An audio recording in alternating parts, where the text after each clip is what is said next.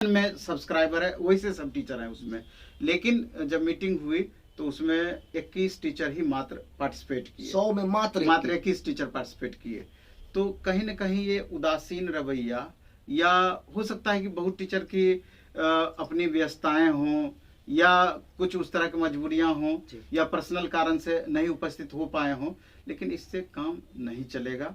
Teacher को आपस में एकजुट होकर के स्टूडेंट के हित में काम करना होगा, क्योंकि ये साधारण मुद्दा नहीं है। और इन्हीं चीज को और मजबूती प्रदान करने के सबसे पहले रेलवे न्यू भर्ती दो, हैशटैग रेलवे न्यू भर्ती दो जी।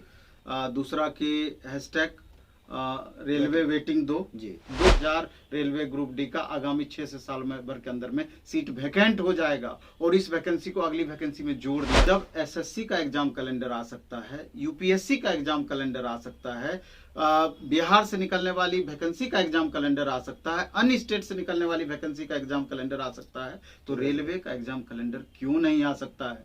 तो रेलवे का एग्जाम कैलेंडर का भी एक प्रमुख मुद्दा है। जय हिंद साथियों, अभी हम लोग उपस्थित हैं एग्जाम टूर चैनल पर, और आपसे बता दें, आप सबका लगातार जो ट्विटर कैंपेन चलता है क्यों वह सफल हो जाता है, इसके बारे में नवीन सर से चर्चा करेंगे। क्या कारण है कि हर बार होता है फिर भी सरकार के द्वारा कोई आश्वासन नहीं दिया जाता है, या किसी भी बोर्ड के द्वारा कोई निर्णय नहीं लिया जाता है। और दो इसमें मुख्य बातें हैं। सबसे पहले वेटिंग लिस्ट को लेकर, और दूसरा और रेलवे की जो भी सीटें खाली है उसकी वैकेंसी दिया जाए उसको लेकर। चूंकि कई एक साल हो गए, बहुत 2018 के बाद से अभी तक कोई वैकेंसी नहीं आया है। फिर यदि देखेंगे एनटीपीसी और ग्रुप डी की, तो 19 के बाद से अभी तक कोई वैकेंसी रेलवे के द्वारा नहीं निकाला गया है। तो नवीन सर से संपूर्ण जानकारी लेंगे। सर, आपका स्वागत है एग्जाम टूर में। बहुत बहुत धन्यवाद आपका, और धन्यवाद इसलिए भी कि आपका एक एजुकेशन चैनल है जी। हमेशा हम देखते हैं कि हमेशा स्टूडेंट से जुड़े हुए मुद्दे को आप हमेशा हाईलाइट करते हैं, और खोज करके स्टूडेंट की परेशानियों को आप सामने लाते हैं जी। और उसी कड़ी में ये वीडियो भी आपका है, और हमको लगता है कि स्टूडेंट को, मैक्सिमम स्टूडेंट को, खास करके जो भी बच्चे रेलवे की तैयारी करते हैं, इस वीडियो को लास्ट तक जरूर देखना चाहिए। सर, एक पहला प्रश्न है, चूंकि आप लोग कई एक बार किए, जितना एफर्ट लगाना चाहिए लगाए, लेकिन सरकार और आयोग के द्वारा, रेलवे मंत्रालय के द्वारा, या कहीं से भी कोई नोटिस नहीं आया। ऐसा क्यों विफल हम लोग हो जा रहे हैं? क्या कारण हो सकता है? कुछ कारण बता सकते हैं? देखिए, इसका दो प्रमुख कारण हम जो समझ पा रहे हैं। एक तो शिक्षकों का आपस में बहुत बेहतर सामंजस्य नहीं होना जी, यूनिटी नहीं होना, और छात्रों का आपस में यूनिटी नहीं होना। दो कारण, ये दो प्रमुख कारण है, जिसके वजह से अब रेलवे का देखिए, फॉर्म तो 1.25 करोड़ बच्चे एक वैकेंसी में भरते हैं। रेलवे एनटीपीसी की वैकेंसी निकली, 1.25 करोड़ बच्चे फॉर्म भरे हैं। तो जब 1.25 करोड़ बच्चे फॉर्म भरते हैं, तो 25 लाख भी कम से कम ट्वीट क्यों नहीं होता है? जिस समय 25 लाख ट्वीट हो जाएगा, रेल मंत्रालय हिल जाएगा, और रेल मंत्रालय को सुनना पड़ेगा ये बात। पिछले बार 90 लाख ट्वीट हुआ था, नहीं सुना, उसके बाद फिर फिजिकल प्रोटेस्ट हो गया था।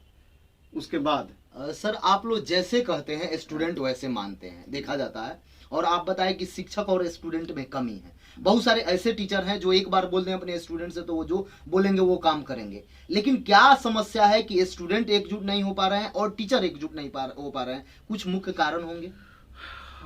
इस पर इस तरीके से आप देखिए, जैसे पिछले शनिवार को चूंकि ऑफिस में लगातार छात्र मिलने के लिए आते हैं, सर वेटिंग को समाप्त कर दिया गया। 4 साल प्लस हो गया, अभी नई वैकेंसी नहीं आई है।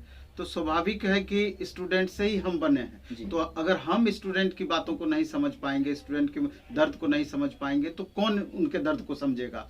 तो कदम से कदम मिला करके टीचर और छात्र को आपस में सामंजस्य बैठा के आगे तो बढ़ना ही चाहिए। अब देखिए, अब ये दो प्रमुख मुद्दा, इसके अलावा भी कई मुद्दा हैं, हम उस पर चर्चा करेंगे, लेकिन ये दो प्रमुख मुद्दा है। अब इसी मुद्दे को लेकर के एक मीटिंग रखा गया पिछले सैटरडे को, और एक व्हाट्सएप ग्रुप बना हुआ है। हम लोग सारे इंडिया भर के जितने भी एक्टिव मैक्सिमम टीचर हैं, उनका एक व्हाट्सएप ग्रुप है, और लगभग 100 प्लस टीचर हैं उसमें। 100 प्लस टीचर, वो भी एक्टिव टीचर जिनका मिलियन में सब्सक्राइबर है, वही से सब टीचर हैं उसमें। लेकिन जब मीटिंग हुई तो उसमें 21 टीचर ही मात्र पार्टिसिपेट किए। 100 में मात्र 21 टीचर पार्टिसिपेट किए।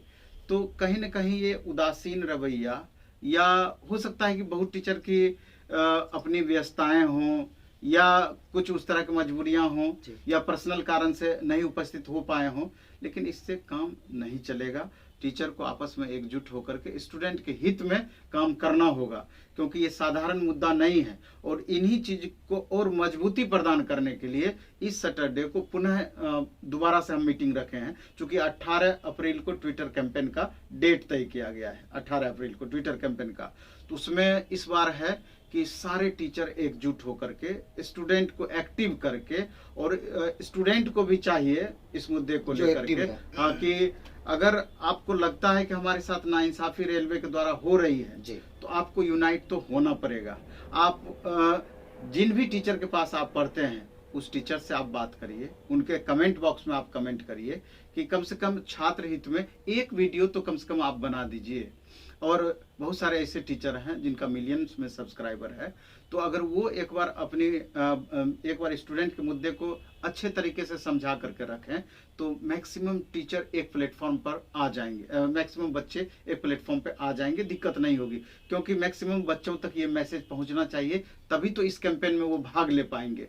तो यही सोच करके इस शनिवार को दोबारा से मीटिंग रखा गया है कि अगर इस बार 21 टीचर हम लोग पार्टिसिपेट किए हैं तो कम से कम टेलीफोनिक और भी टीचर को कन्विंस करके ये संख्या बल और अधिक, हम कम से कम दुगुना संख्या बल अगर हम बढ़ा पाते हैं तो निश्चित रूप से मिलियंस में ट्वीट आराम से होगा, कोई दिक्कत नहीं है। और स्टूडेंट को भी फिर से हम रिक्वेस्ट करेंगे कि इस चीज को आप गंभीरता पूर्वक लीजिए, और नहीं तो फिर आपको जो अभी आप लॉस सह रहे हैं, जो वेटिंग का इशू है, कितना बड़ा ये इशू है, आप इससे अंदाजा लगा सकते हैं कि 30 से 40 हजार रेलवे ग्रुप डी का आगामी 6 से साल में भर के अंदर में सीट वैकेंट हो जाएगा, और इस वैकेंसी को अगली वैकेंसी में जोड़ दिया जाएगा। कहीं ना कहीं 30 से 40 हजार परिवार रोशन होता, उनके घर में खुशी का दिया जलता, लेकिन कहीं ना कहीं खामियाजा इसका भुगतना पड़ेगा अगर वेटिंग नहीं इम्प्लीमेंट होता है। तो दूसरी बातें हैं कि वैकेंसी को लेकर के ये लगातार सुन रहे हैं पिछले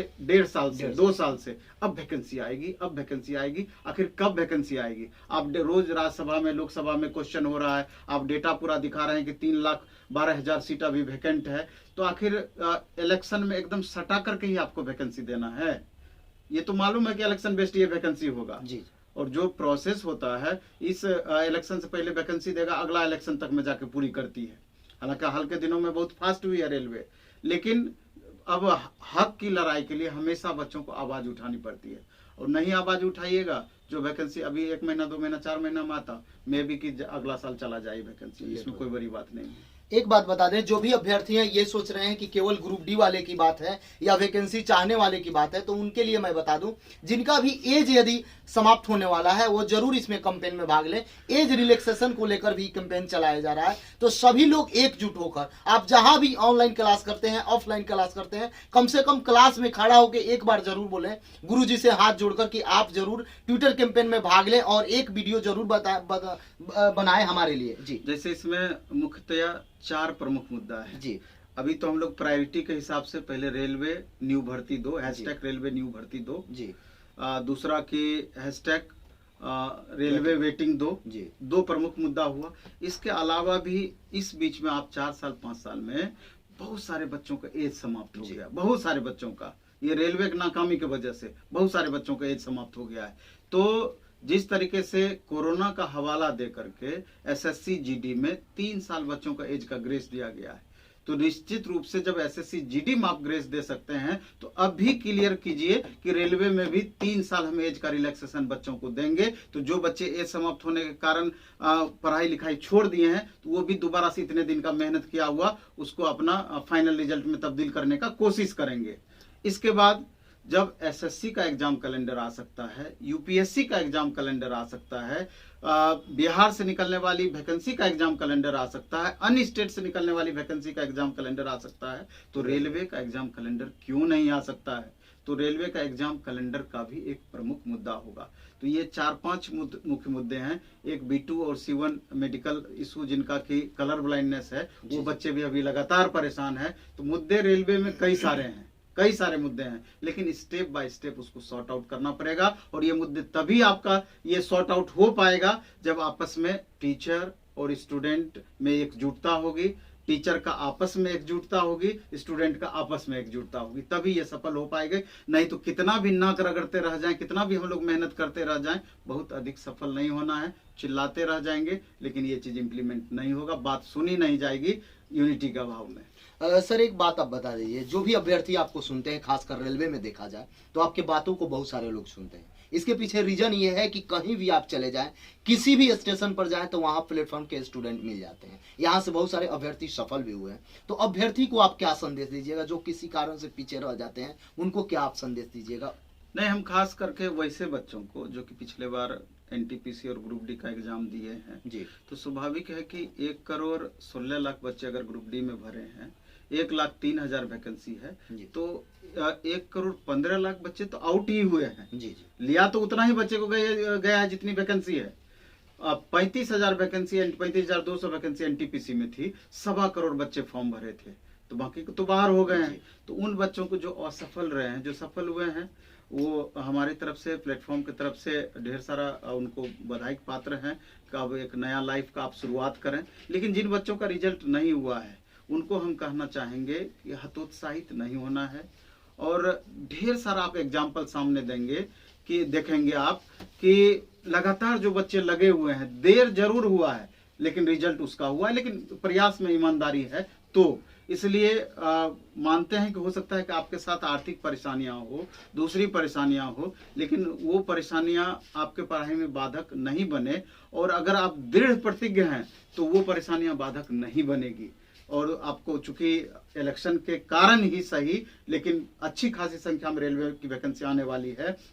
इसके अलावा स्टेट लेवल की वैकेंसी भी ढेर सारा आने वाली है। तो अगर 6 महीना, चूंकि इतना दिन आप लगातार मेहनत किए हैं, अपना एनर्जी को स्टोर करके 6 महीना पॉजिटिव वे में मेहनत आप कर दीजिएगा, और पिछली कमियों को ध्यान में रख करके उस कमियों का एक लिस्ट बनाइएगा और उसको इस बीच में दूर करने का प्रयास करिएगा, तो हो सकता है कि ये 6 महीना का मेहनत आपका पूरी जिंदगी को एक बेहतर दिशा प्रदान कर दे। और एक बार अगर आपका रिजल्ट हो गया तो माँ बाप का जो आपको जन्म दिए हैं, जिससे बहुत ज्यादा आपको सहानुभूति है, 5 साल 10 साल तो एज आपका वैसे ही बढ़ जाएगा। आप देखिए ना कि उस रिजल्ट से कितना ज्यादा किस किस को आप प्रभावित कर सकते हैं, कितना ज्यादा पॉजिटिव वो रिजल्ट आपके लिए हो सकता है। खाली इमेजिन कीजिएगा तो ऐसे ही आपका एनर्जी बढ़ जाएगा। तो उसी एनर्जी को स्टोर करके हम सारे बच्चों से आग्रह करना चाहेंगे, एक बार अच्छे से लगिए और अपने भविष्य को एक नया दिशा प्रदान कीजिए। सभी बच्चे से मेरा भी निवेदन यही होगा कि कम से कम आप लोग सभी लोग एकजुट हो जाएं, सभी शिक्षक एकजुट हो जाएं और 18 तारीख को अच्छा से कैंपेन करें। सर, समय देने के लिए बहुत बहुत धन्यवाद।